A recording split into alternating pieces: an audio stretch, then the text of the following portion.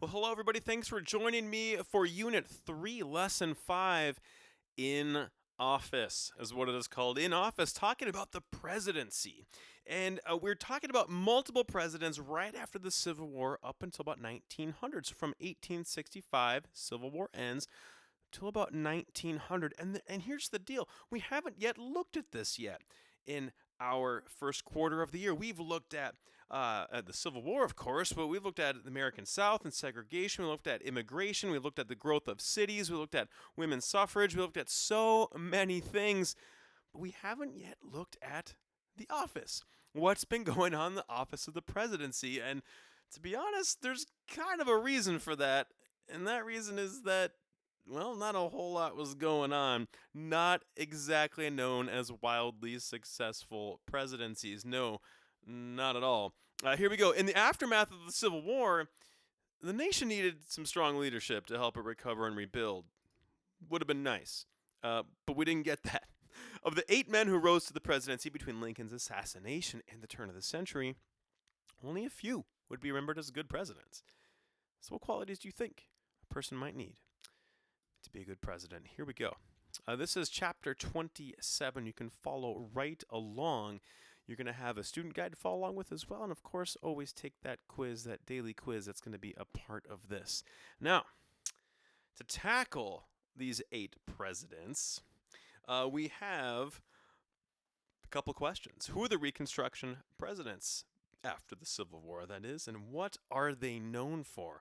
We're going to tackle these in the best way that I know how.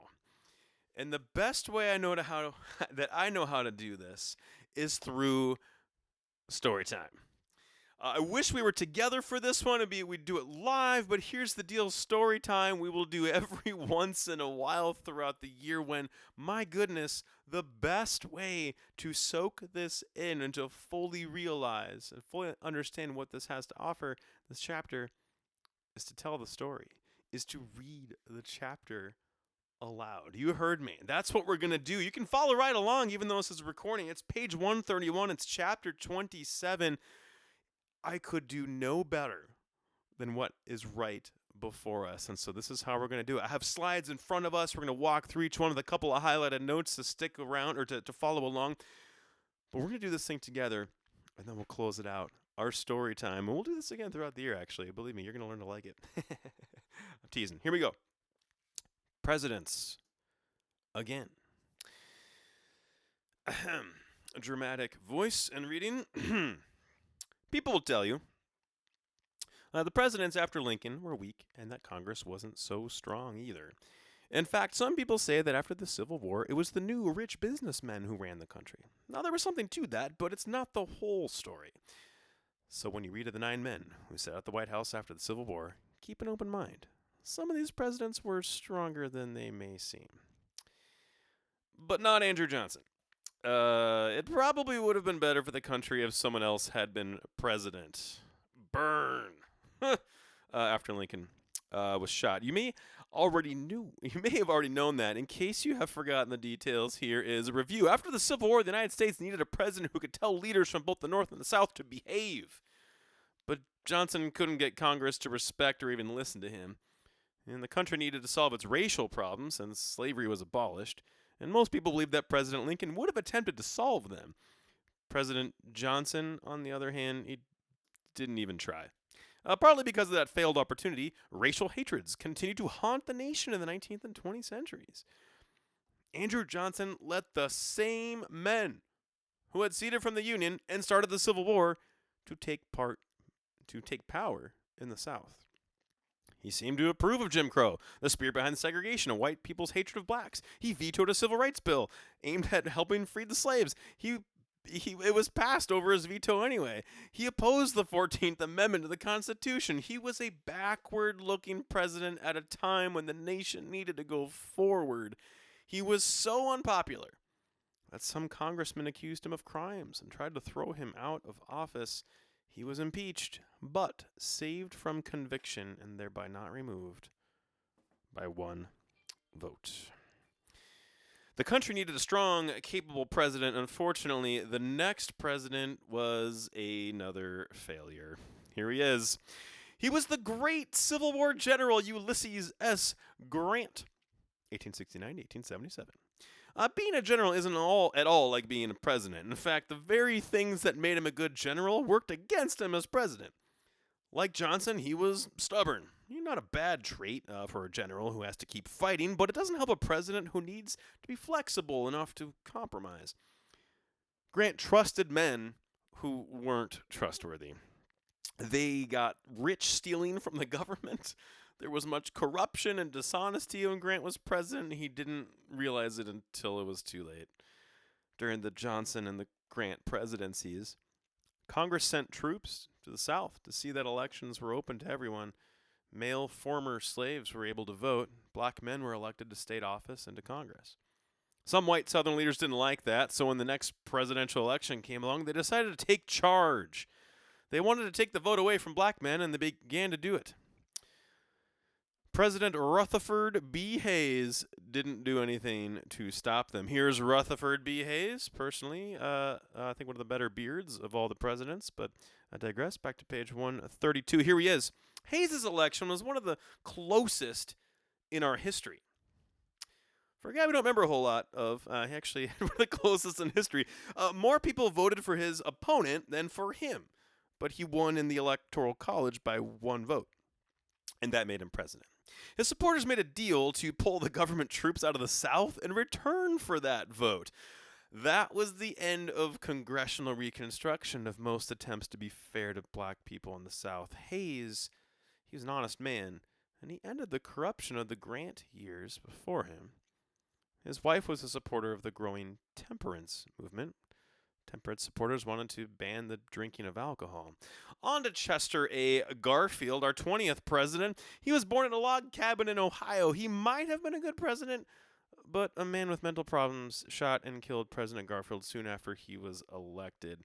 He might have survived, but he had the same doctor that Abraham Lincoln had, and he didn't understand germs and stuff, and so that eventually did him in a couple months later. Let's move on to Chester A. Arthur, though. Page 133. He took over as the 21st president. He was a reformer. All right. He wanted to make the government as efficient as possible.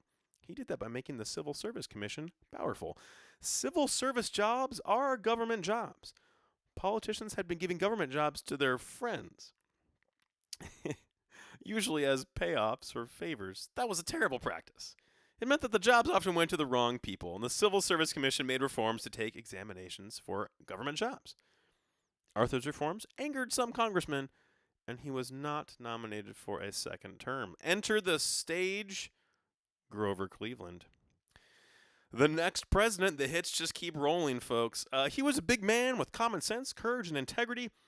Cleveland was 49 years old and a bachelor when he was elected, but he soon married young Frances Folsom. When they started having children, they had 5 in all. They really livened up the White House.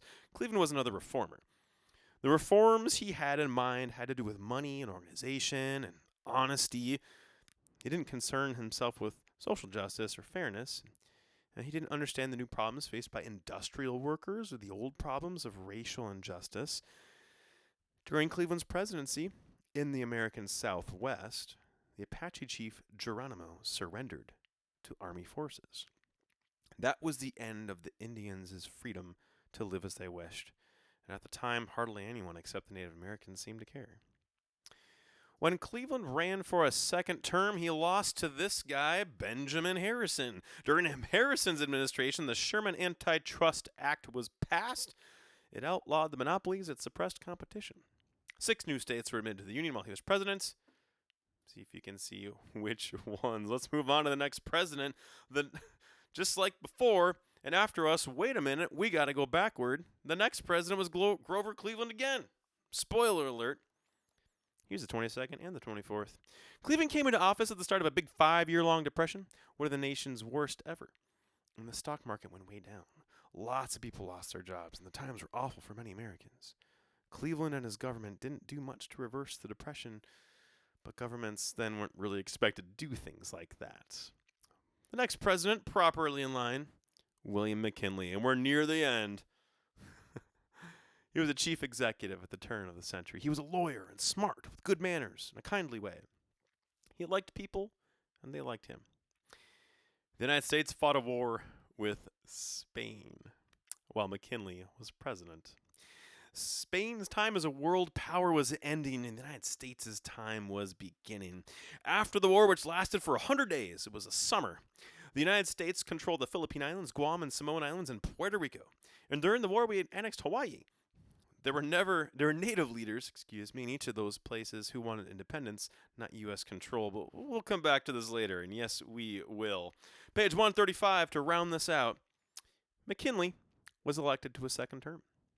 6 months after the election, he was at a World's Fair in Buffalo, New York, shaking hands with citizens who wanted to meet their president. A young man stepped up.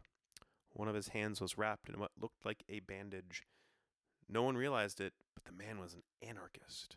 He believed all governments were bad, and besides that, he may have been insane. The anarchist pressed the bandage against the president's stomach. Inside, it was a revolver. He fired twice. McKinley fell to the floor.